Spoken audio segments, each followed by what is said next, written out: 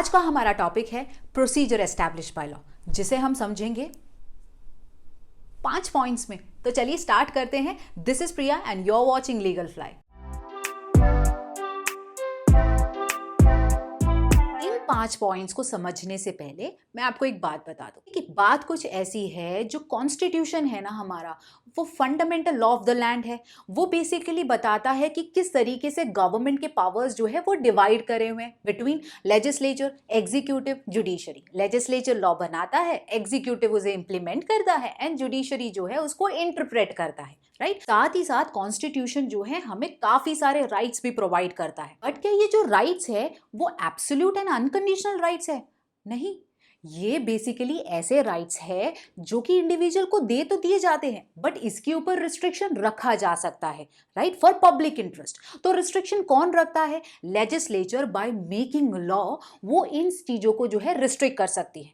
जैसे आप देखिए आर्टिकल 14 में इक्वालिटी की बात हुई है, बट उसके अंदर रीजनेबल क्लासिफिकेशन लगा सकते हैं, राइट। आर्टिकल 15 डिस्क्रिमिनेशन नहीं चाहिए, बट उसके अंदर 15 क्लॉज 3 में वुमेन और चिल्ड्रन के लिए स्पेशल प्रोटेक्शन का प्रोविजन बना सकते हैं। आर्टिकल 19 जिसमें कई सारे फ्रीडम्स के बारे में बात हुई है, बट उसके ऊपर भी रीजनेबल रिस्ट्रिक्शन रखा जा सकता है। तो वैसे ही आर्टिकल 21 भी एब्सोल्यूट नहीं है, इवन तो वो बात करता है इंडिविजुअल के right to life and personal liberty के बारे में, बट उसको भी रिस्ट्रिक्ट किया जा सकता है by the procedure established by law. तो इसी कॉन्सेप्ट को आज हमें समझना है कि किस तरीके से लेजिस्लेचर उसके ऊपर रिस्ट्रिक्शन रखती है एंड जुडिशरी उसको किस तरीके से इंटरप्रेट करती है। तो चलिए इन सारे चीजों को हम समझेंगे इन 5 पॉइंट्स में। तो पहला पॉइंट है हिस्ट्री। तो यहां पर हम प्रोसीजर एस्टैब्लिश्ड बाय लॉ को उस पे स्ट्रेट अवे जाके समझने से पहले थोड़ा हिस्ट्री में चले जाते हैं और देखते हैं कि आखिरकार जो कॉन्स्टिट्यूएंट असेंबली है, जब उन्होंने हमारे कॉन्स्टिट्यूशन को बनाया, ड्राफ्ट करा था, तो प्रोसीजर एस्टैब्लिश्ड बाय लॉ के बारे में क्या क्या बातें हुई थी। तो चलिए देख लेते हैं। तो कॉन्स्टिट्यूएंट असेंबली का काम क्या था? To draft new constitution, right. उनकी जो मीटिंग थी वो बेसिकली शुरू हुई थी इंडिपेंडेंस से पहले, that is on 9 December 1946, and जो लास्ट मीटिंग थी वो थी 26 नवंबर 1949, जब हमने अपने कॉन्स्टिट्यूशन को अडॉप्ट करा था, जो प्रियम्बल में लिखा है। तो इसके अंदर काफी सारे कमिटीज थे। तो कॉन्स्टिट्यूएंट असेंबली की एक committee, that is advisory committee on minorities and fundamental rights, उन्होंने एक इंटरिम रिपोर्ट सबमिट करा ऑन 23 अप्रैल 1947 को। एंड उस पर्टिकुलर इंटरिम रिपोर्ट में क्लॉज 9 में कुछ इस तरीके से लिखा था, that is no person shall be deprived of his life, liberty without due process of law, nor shall any person be denied the equal treatment of the laws within the territories of the union। तो यहां पर उन्होंने report तो submit कर दी, constituent assembly ने basically बैठकर discussion करा। Discussion करने के बाद ऑन 30 अप्रैल 1947 को उन्होंने अमेंड करते हुए इसको अडॉप्ट करा। और अमेंडमेंट में क्या करा? उन्होंने equal treatment of the laws को हटा के इक्वालिटी बिफोर लॉ कर दिया। बट जब कॉन्स्टिट्यूशन का फाइनल ड्राफ्ट सबमिट हुआ, तब ड्राफ्ट आर्टिकल 15 में ये सारे चीजों को हटा के कुछ इस तरीके से लिख दिया गया, no person shall be deprived of his life or personal liberty except according to the procedure established by law. तो यहां पर पहला जो भी कहा था उसका लास्ट पार्ट हटा दिया, लिबर्टी के आगे पर्सनल वर्ड डाल दिया, and without due process of law को हटा के except according to the procedure established by law लिख दिया। बट आखिरकार ऐसे सारे चेंजेस क्यों लेके आए गए? तो जो BN राव थे वो कॉन्स्टिट्यूशनल एडवाइजर थे कॉन्स्टिट्यूएंट असेंबली के। He played a major role constitution को ड्राफ्ट करने में। तो उन्होंने बेसिकली ये एडवाइस दी कि जो लिबर्टी का जो टर्म है, जो इस क्लॉज में दिखाई दे रहा है, वो काफी वाइडली कंस्ट्रू करा जा सकता है, इंटरप्रेट करा जा सकता है। इसीलिए उसके स्कोप को लिमिट करने के लिए पर्सनल वर्ड को उसके आगे डाल दिया। साथ ही साथ कॉन्स्टिट्यूशनल फ्रेमर्स ये चाहते थे कि आर्टिकल 19 में जिस तरीके से लिबर्टी की बात हुई है एंड आर्टिकल 21 में जिस तरीके से बात हुई है, उन दोनों को एक अलग सा, एक सेपरेट ट्रीटमेंट देना चाहिए। तो उन्होंने ये डिसाइड करा कि ठीक है, लिबर्टी के आगे पर्सनल का वर्ड ऐड कर दिया जाए। और सेकंड उन्होंने हटा दिया without due process of law को और डाल दिया except according to the procedure established by law. तो बीएन राव ने काफी सारे कंट्रीज में विजिट करा, जैसे यूएस, ब्रिटेन, कनाडा, आयरलैंड, और काफी सारे जूरिस्ट से बात करी कि क्या क्या प्रिंसिपल्स है जो हमें हमारे कॉन्स्टिट्यूशन में डालने चाहिए। तो जब वो यूएस गए तो उनकी मुलाकात हुई जस्टिस फेलिक्स फ्रैंकफर्टर से। तो उन्होंने उनसे जब बात करी तो फेलिक्स फ्रैंकफर्टर ने ये कहा कि भाई देखिए, ड्यू प्रोसेस क्लॉज को आप अपने कॉन्स्टिट्यूशन से प्लीज हटा दीजिए, क्योंकि ये जो कॉन्सेप्ट है वो अनडेमोक्रेटिक है। क्योंकि ये जो कॉन्सेप्ट है बेसिकली जुडिशरी को एक ऐसा पावर देता है कि लॉ को वो इनवैलिडेट कर सकता है, जो लॉ जो लेजिस्लेचर्स पास करते हैं, जो एक डेमोक्रेटिक प्रोसेस के थ्रू पास होकर आता है। साथ ही साथ उन्होंने ये कहा बीएन राव को कि आप अपने कॉन्स्टिट्यूशन को तो अभी न्यूली ड्राफ्ट कर रहे हैं, आपको इंडिपेंडेंस तो अभी मिली है नहीं, तो आप ये कॉन्सेप्ट को यहाँ से हटा दीजिए, अदरवाइज ये कॉन्सेप्ट जो है वो डेमोक्रेटिक प्रोसेस को वीक बना सकता है। तो बीएन राव जी वापस आए और उन्होंने कॉन्स्टिट्यूएंट असेंबली को कह दिया, देखिए कि ये बात है, तो हमें ड्यू प्रोसेस ऑफ लॉ को हटा देना चाहिए। और उनकी बात मानी गई और कॉन्स्टिट्यूशन के अंदर आर्टिकल 21 लिख दिया गया, no person shall be deprived of his life or personal liberty except according to the procedure established by law. साथ ही साथ एक और रीजन रहा है, वो है कम्युनल वायलेंस का। जब इंडिया का पार्टीशन हुआ था उस टाइम पर कम्युनल वायलेंस काफी ज्यादा हद तक बढ़ गए थे, तो उस कम्युनल वायलेंस को रोकना था। तो इसीलिए जो भी मिसचीफ मेकर्स हैं उनके ऊपर प्रिवेंटिव डिटेंशन लॉज या पॉलिसीज को लगाना जरूरी हो गया था।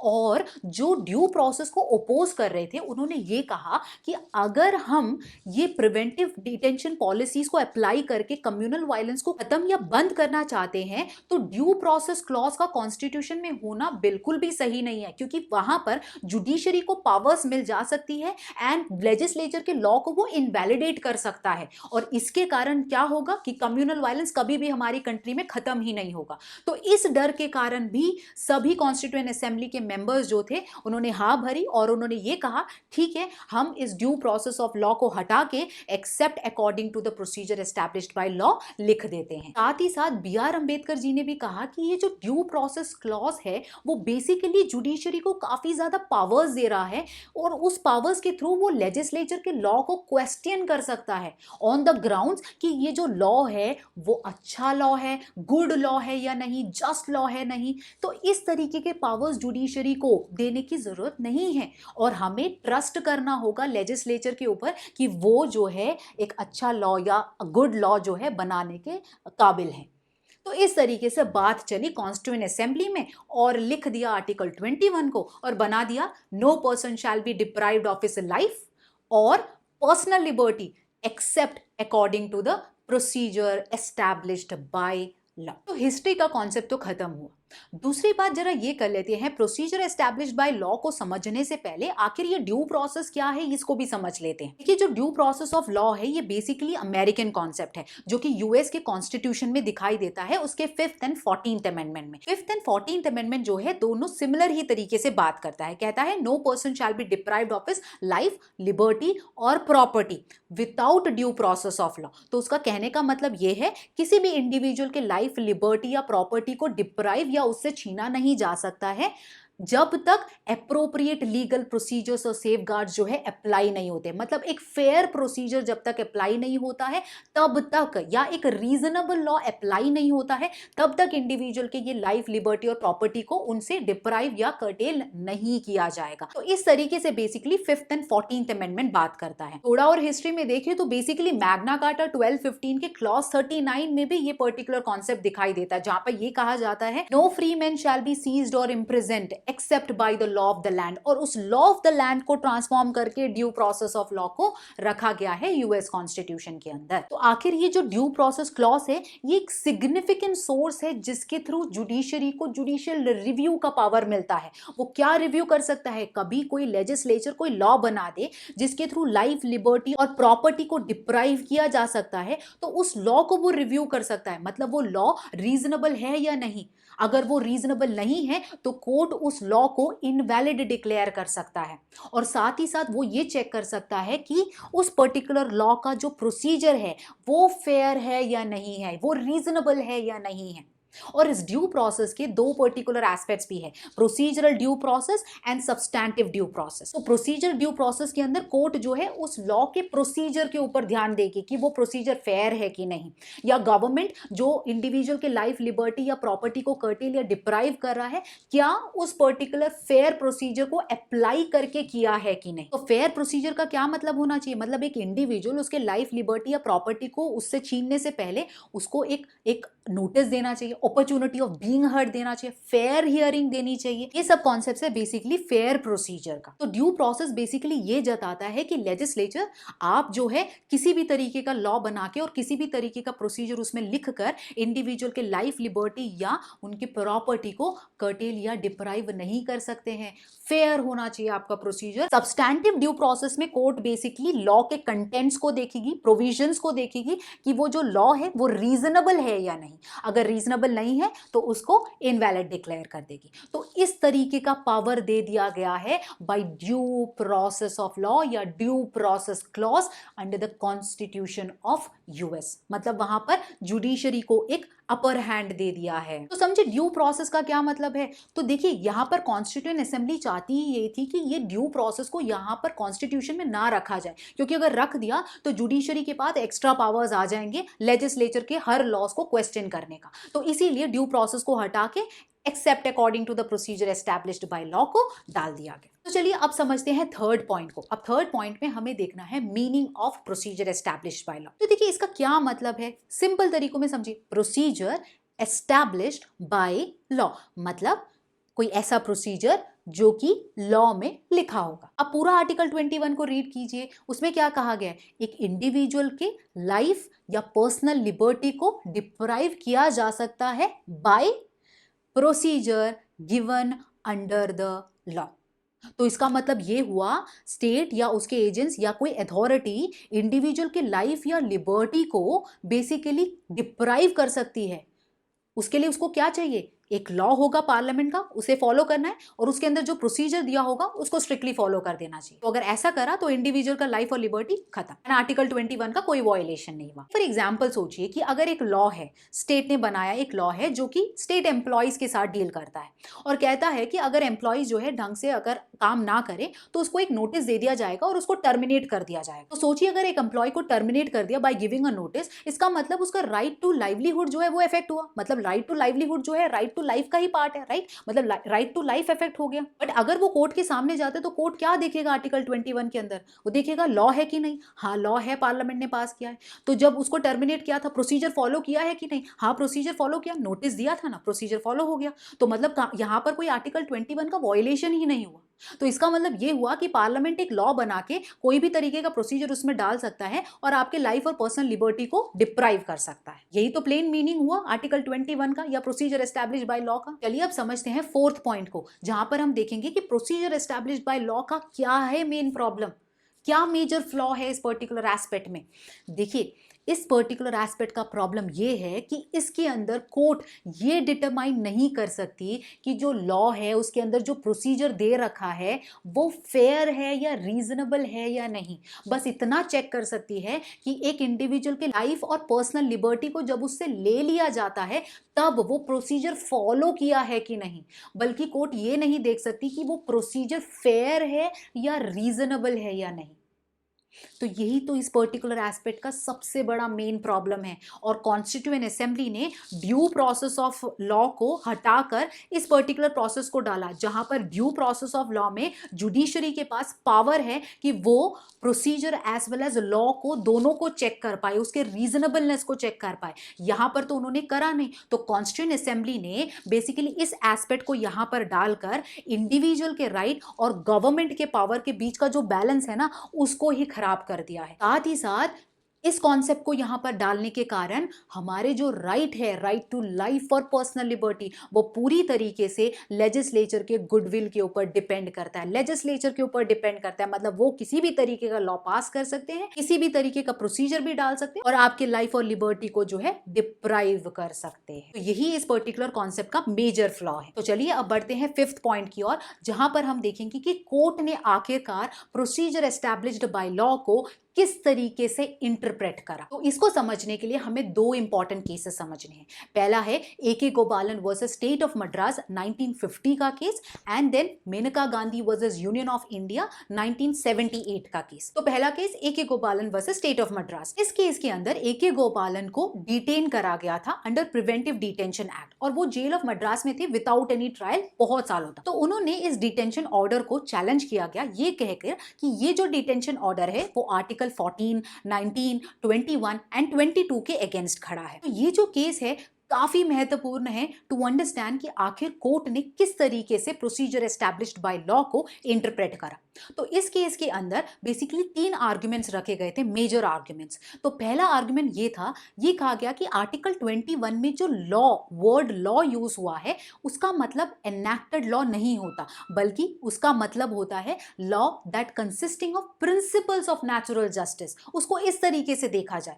दूसरी बात वो ये कही गई कि यहां पर उनको जो डिटेन किया गया है अंडर प्रिवेंटिव डिटेंशन लॉ, वो उसका उस एक्ट का रीजनेबलनेस जो है आर्टिकल 19 के अंदर चेक करा जाए, एनालाइज किया जाए। और थर्ड बोला कि जो वर्डिंग्स है प्रोसीजर एस्टैब्लिश्ड बाय लॉ, वो बेसिकली हमारी कंट्री में इंट्रोड्यूस करती है American concept of procedural due process. तो इन आर्ग्यूमेंट्स के थ्रू बेसिकली कोर्ट को पर्सुएड करा गया कि आप प्रिवेंटिव डिटेंशन एक्ट का, साथ ही साथ किसी भी तरीके का लॉ जो कि लाइफ और पर्सनल लिबर्टी को डिप्राइव करता है, उन तरीके के लॉज का रीजनेबलनेस आप चेक करें। कोर्ट ने इन सारे ही आर्ग्यूमेंट्स और सभी चीजों को रिजेक्ट करते हुए जजमेंट कुछ इस तरीके से दिया।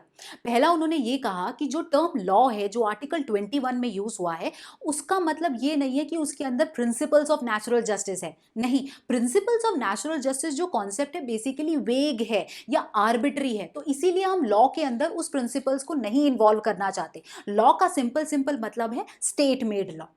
सेकेंड, उन्होंने ये बोला कि जो प्रोसीजर एस्टैब्लिश्ड बाय लॉ है उसका प्लेन मतलब है जो भी प्रोसीजर जो लॉ के अंदर दी गई होगी, और वो law passed by that of the legislature होगा, और उसके बियॉन्ड उसका कोई मतलब नहीं है। थर्ड, कोर्ट ने ये बोला कि जो भी प्रोसीजर दिया होता है लॉ के अंदर जिसको फॉलो करते हुए लाइफ या पर्सनल लिबर्टी को डिप्राइव किया जाता है, उसके रीजनेबलनेस को चेक करना वो कोर्ट के बाउंड्री के अंदर नहीं आता, इसलिए कोर्ट उसको नहीं चेक करेगा। फोर्थ, उन्होंने ये बोला, सिंपल सी बात है कि आर्टिकल 21 में to deprive a person's life और लिबर्टी 3 चीजें होनी चाहिए। एक तो लॉ होना चाहिए, सेकेंड उसके अंदर एक प्रोसीजर लिखा होना चाहिए, थर्ड जो भी अथॉरिटी लाइफ या पर्सनल लिबर्टी को डिप्राइव कर रही है उसे ये प्रोसीजर को फॉलो करना चाहिए। इतना ही मतलब है आर्टिकल 21 का। नेक्स्ट, उन्होंने ये बोला कि जो प्रिवेंटिव डिटेंशन लॉ है जो कि आर्टिकल 22 को ध्यान में रखते हुए बनाया गया है, तो उसको बेसिकली वैलिड ही माना जाएगा। तो अगर वो आर्टिकल 22 के अंदर वैलिड है तो वो 21 के अंदर भी वैलिड माना जाएगा। तो उसको किसी भी तरीके से आर्टिकल 19 में आने वाले रीजनेबलनेस कॉन्सेप्ट को फुलफिल करने की जरूरत नहीं है। और फाइनली कोर्ट ने ये कहा कि जो ड्यू प्रोसेस का कॉन्सेप्ट है जो आप कह रहे हैं कि हमारे कंट्री में एंटर हो चुका है, ये जो ड्यू प्रोसेस का कॉन्सेप्ट है वो वेरिएबल है, वो एक वेग कॉन्सेप्ट है, क्योंकि कोर्ट कहते हैं कि वहां पर जुडिशरी के पास पावर है ये चेक करने की कि लॉ रीजनेबल है या नहीं, बट क्या रीजनेबल है या नहीं वो बेसिकली चेंजिंग एस्पेक्ट है। मतलब it depends upon the court to court या जज टू जज या situation to situation, time to time वो बदलेगा।